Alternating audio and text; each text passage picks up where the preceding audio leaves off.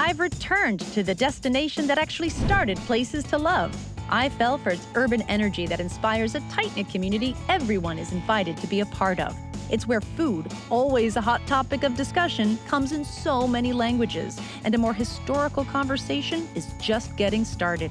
It's where a singular mission to remain curious created a culture like nowhere on planet Earth. I'm back in Houston, Texas.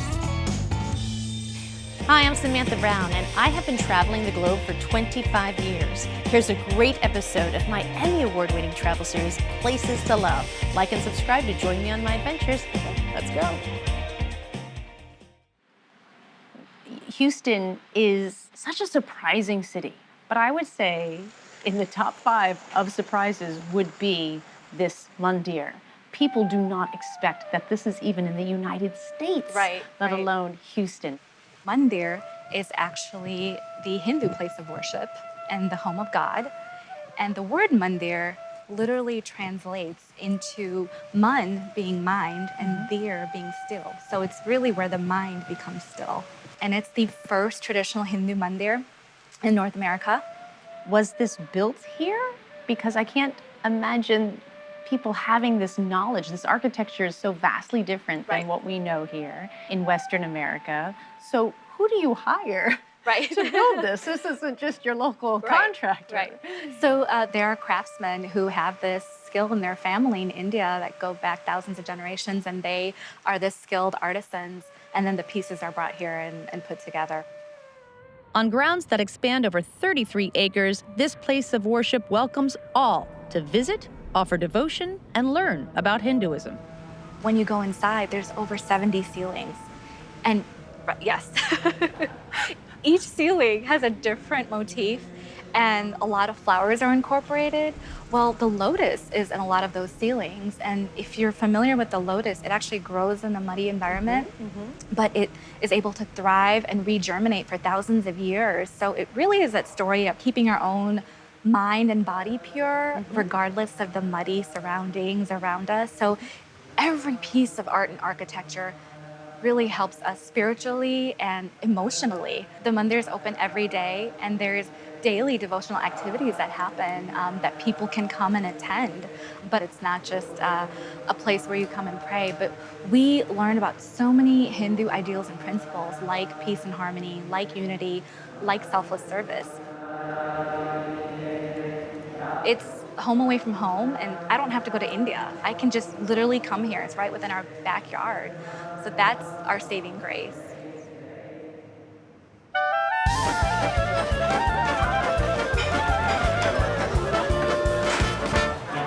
I feel like Texas always gets a bad rap for being flat, but your sandwiches actually add some elevation to the state, right? You need like a topography map. God forbid anybody would walk out of here and still be hungry.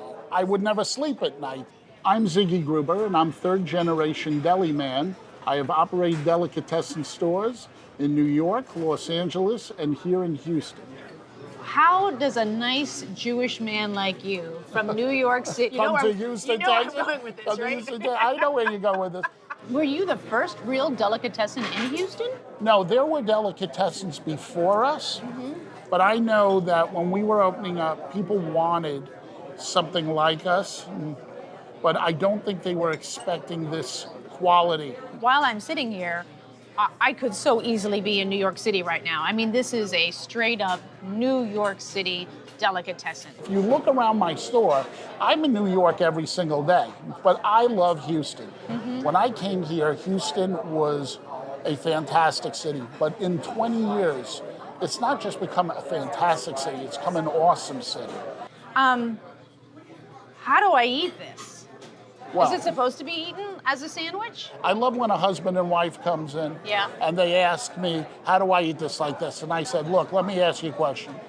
Would you say your spouse has a big mouth at times? and I said, well, it's very simple. Just open up your mouth and... You just have to unhinge your jaw. No, you can always tell if somebody's an aristocrat. They kindly get their knife and fork and do that. It drives me crazy. Oh, no, I would never. I would never do that. But however you want to do it, as long as you enjoy. Yeah. You know, we have a Yiddish expression, esk is into hate, eat in good health. That's what we want you to do. That's a number one. That's called Fiddler on the Roof of Your Mouth. Oh my God. Can I share with you something that's very, very embarrassing? Sure. I've lived in New York City for over 30 years now. I have never had a blintz. Oh my God. Cut into Cut it in it. half? Cut it in half. Put a little sour cream on there. Little sour cream, A little okay. bit, shouldn't be a total loss. And then you can put a little strawberry or blueberry sauce on it. I'm going for it. Ready? If you have most blintzes, you will find that they're a little on the heavier side. That is phenomenal. You can taste every layer. Right, and it's light. And it's light. That's it. It took me 25 years to get my blintzes the way they are. It's Jewish soul food, Soul right? food. Because you go to a Yes. soul food restaurant, and it's the Absolutely. same thing. Everyone's just... And what's great is everybody comes in here, it's all on the same field. You're getting the same product. No one's getting treated any better or any worse. And when they come here and they have the matzo ball soup or they have stuffed cabbage or a blintz, a big smile comes on their face. And if I can do that, that's all worth it for me. Houston has been associated for decades with the U.S. space program, and a major destination here is Space Center Houston, a massive complex that features more than 400 space artifacts, exhibits, and interactive experiences. Go, no, up, down. If I can parallel park a minivan, I can dock to the International Space Station. Here you can explore the exciting future and remarkable past of America's human spaceflight program. And I'm taking a walk down memory lane with one of its pioneers. I am Dr. Annalee Fisher, a NASA astronaut for 36 years and 9 months. I was very fortunate in 1978 to be selected in the first group of women ever selected for the U.S. Space Shuttle program. And in 1984, when I flew on Space Shuttle Discovery, I became the first mother to fly in space. As a result of that, you showed, yeah, you can have a baby, you can go into space. Was it hard? Yeah, it was very hard. Those suits are massive, right? Yeah, doing runs in the water tank were always kind of intimidating because there's a whole team of people. Yeah. And working in this suit is probably the hardest thing physically. Working in this suit. In this suit Yeah. is probably the hardest thing physically that we do as astronauts. At Space Center Houston, there are all kinds of spacecraft to imagine yourself as an astronaut, including a prototype for a new generation of exploration vehicles for the moon or Mars. You're in the space shuttle and at liftoff. Well, what are some of your tasks as a mission specialist? I was the flight engineer, so in the shuttle, my job was to make sure we stayed on the timeline, that we did all the actions that we had to do. And then I was the robotic arm operator on our flight, so my two crewmates were outside in their spacesuits, and I was operating the arm. So it was a really exciting mission because it's the first time anyone ever handled hardware that large. I would imagine for the people who have had the absolute privilege and guts and smarts to be up in space, you see our Earth in a way that very few people in this world have. That has to psychologically change you, even for the short time you were up in space. You know, the Earth seems like so big when you're on it.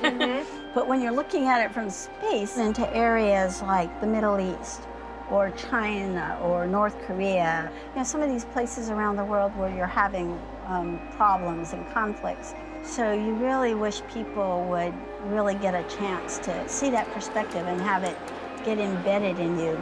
Maybe more of us will start having that feeling of belonging to our planet as opposed to our individual countries. That we're all astronauts on Spaceship Earth. Yep. This is the neighborhood known as Freedmen's Town.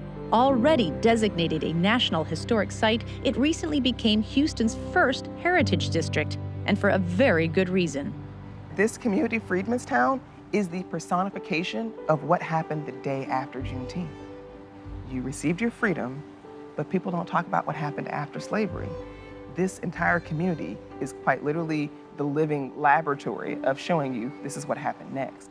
Zion Escobar is the executive director of Houston's Freedmen's Town Conservancy. Its mission is to preserve the historic legacy of this neighborhood, a legacy that owes almost everything to one man. John Henry Jack Yates, who was born to enslaved parents in Virginia.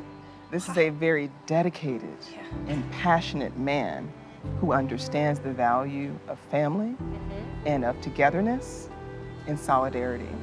And so he comes and shares that truth, that power, and that knowledge with the residents here and inspires them to purchase land, to build economic prosperity, saying this is your path towards true independence. You are not free until you can sustain yourself. You are not free until you can build a resilient community that lasts on and on until your children are free. Freedmen's Town was once home to over 400 businesses. 40 structures were preserved, including the Bethel Baptist Church, founded by Jack Yates in 1891. So you have these little jewels and these gems that show you proof of the resilience and the determination of the community here. And the brick streets are one of those proof of life, right? You know, there were African and Yoruba traditions inlaid in the patterns and the placement of the bricks. And so you actually have this genetic knowledge, right, that's embedded within you that says, here is how we communicate where to go to find safety. So you're saying that there are actually symbols in the streets that say you are in a safe place? So there's directional cues as to where you can find safety and safe harbor. And so that history and that storytelling, if someone hadn't told me that, I would see bricks, but I would not understand the context because the history books don't tell you about what happened next. So that's the journey we're on. And we have lots of proof all around us. Bethel Baptist wasn't Jack Yates' first church. Only 7 months after slavery ended in Texas, he founded Antioch Missionary Baptist Church. And it's been in the same spot in downtown Houston since 1875. I am Jacqueline Bostic McElroy. I'm the great-great-granddaughter of Jack Yates, the founding pastor of this church.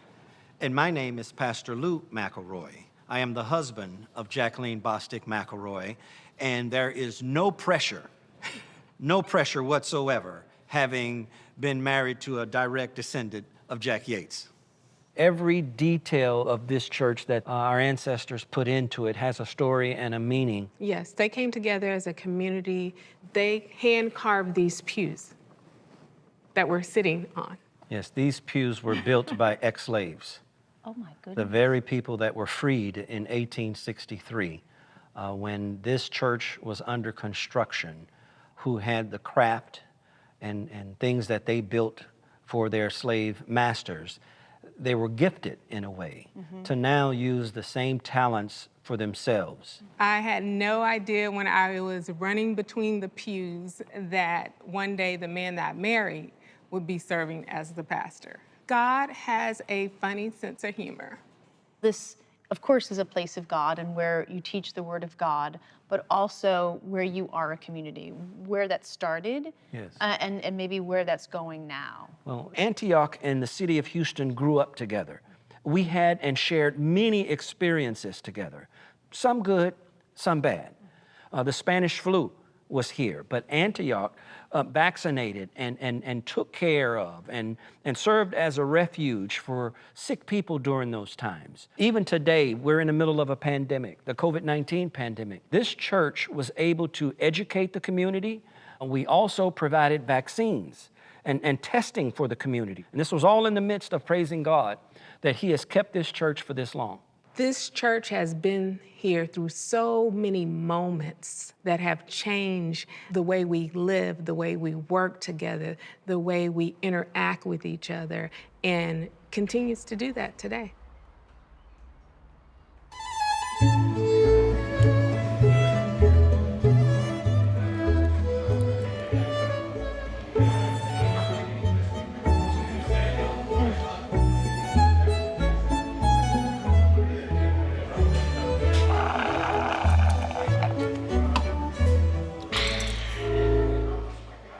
These are the Blood Brothers. A few years ago, they opened one of the most respected and popular barbecue restaurants in this Texas city. So much of your success is because you really are blood brothers. The two of you are brothers, but then Kui is your best friend from high school. So these are relationships forged, not only being in a part of a family, but being the part of the extended family. no one here wanted to have a restaurant. Not really. So why do you have a restaurant? You are a very, very respected restaurant. People love you. We used to just do pop-ups once or twice a month. You know, the people were like, we want to have your food more, like not once a month, not at festivals. You know, and it just kind of drove us. We had built a good cult following. But once the Blood Brothers established their Texas barbecue bona fides, they felt comfortable with expanding the possibilities. Ribs with Korean gochujang sauce, brisket on steamed buns. Even side dishes like fried rice have unexpected twists. And this is obviously a really traditional Chinese dish that you're bringing to the barbecue lexicon. Except we added a kimchi puree, so now we're taking a Chinese dish and kind of adding a little Korean influence in there. Is that right? Is there kimchi in this? Oh, that's fantastic. I'm sure there are the people who believe that, you know, a certain type of person should be cooking Texas barbecue and there should be a certain taste. And you just blew that out of the water. Was there any any hesitancy to do that? Well, early on, we didn't even think about doing any other flavors. I wanted to nail the Texas Trinity. Brisket, ribs, sausage. You know, we didn't want to put in a niche like, oh, these are the Asian guys doing Asian barbecue. That wasn't what we were trying to do. I wanted to show people that we could do barbecue. Mm-hmm. You really describe your barbecue as Houston barbecue. Yeah. And that is the idea of international flavors coming in, that no one really holds on to these traditions too much, right? It's all about just inclusion and opening up flavors to really enjoy something new that you've had your entire lives. And I think because we're Texan. Yeah. We're Texan. We love our Texas barbecue just as much as we love the new stuff that we're doing.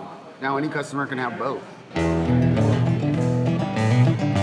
In the east end of Houston, there's a brand new bar with a very innovative mission. It's called White Rhino. Did you see the man on the wall? His candles burned not long ago. And you won't believe what's happening while you are enjoying a drink. The idea of the bar is not just for people to gather in a really great historic neighborhood. It was also to contribute to the future of this neighborhood, which is all about sustainability. Absolutely. The whole interior and exterior is painted with this paint called Air Light. And when it receives sunlight, it filters the air. And so it acts like its own natural rainforest within inside the building. What do you mean? I'm sorry. So the paint filters the air. It's a mineral-based paint, so it's breathing and living. And so it takes in the CO2 and the bacteria, and it produces out clean air with the sunlight. That's incredible. It's like a photosynthesis of the sort. Wow. Oh, and that humidity Houston is known for is converted into heavily filtered drinking water. Yes. You can actually create water from humidity by creating condensation, so it's the opposite of a dehumidifier. And then you're able to filter the water. It goes through a large filtration process, and then you dispense the water. They produce about 4 gallons of water a day, depending on the humidity levels. Paint that's alive, air turned into drinking water? You'd think that'd be enough. So glass bottles, that's the other thing. They fill up the waste piles way too much. Heavy to take out, put it in the trash, makes a lot of noise. So we have a bottle crusher that pulverizes the bottle back into its natural sand state. You put a bottle in, push a button, and boom, in less than a second, you've got a bucket of sand. And then we can use it here on our patio and recycle it there. We can give it to a glass blower to repurpose into glass bottles again, but you can also donate it during the times of a hurricane to put into sandbags. We wanted to show people that you can take one little step at a time and make a difference in the world. And the ways that you have incorporated that in this bar, we don't even know when we sit down. This is true. But literally this bar is saving the earth. Plus you're helping save the rhinos, this beloved animal, because we give back a portion of our proceeds to save the white rhinos in different areas. And people are really enjoying feeling like they're coming to have fun, but also giving back. The last time I was in town, I got to meet Cam Franklin, lead singer of the iconic Houston band, The Suffers. She has a voice that will move you.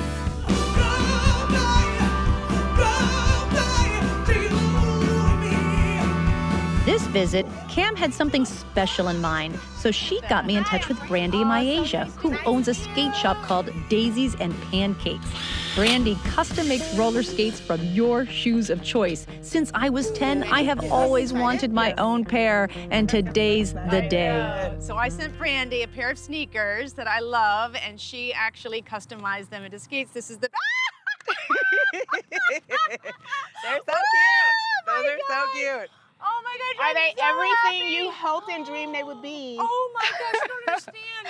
I wanted these so bad. I wanted like the white boot skate with the wheels, and my parents did not get them for me. They were like, no, you will rent. Well, that's the whole thing about Daisies and Pancakes and roller skating. It's about to bring that childlike joy out of you. And so your smile is saying all of that. Absolutely. I feel like my dad's going to pick me up in an hour.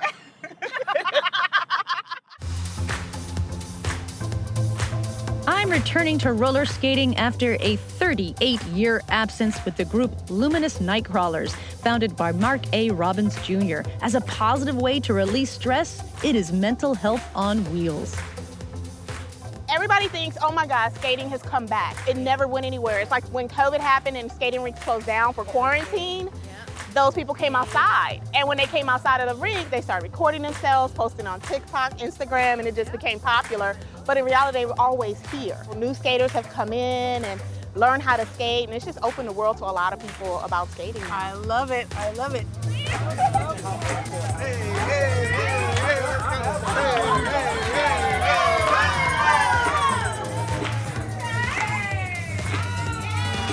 Just remember, it's been 38 years.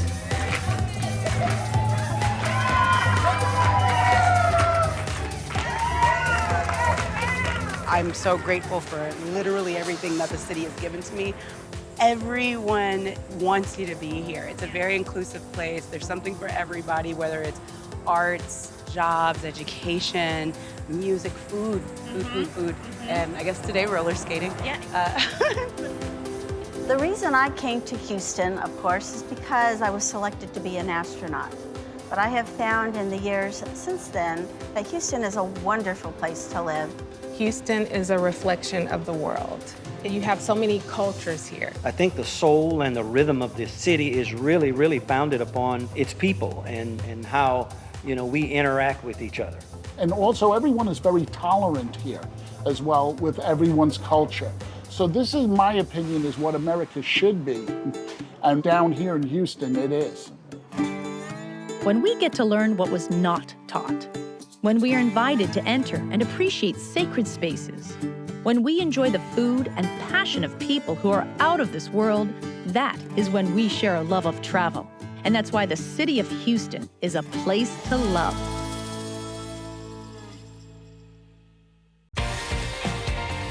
Hey, thanks for watching this episode of Places to Love. What was your favorite scene? Be sure to leave a comment.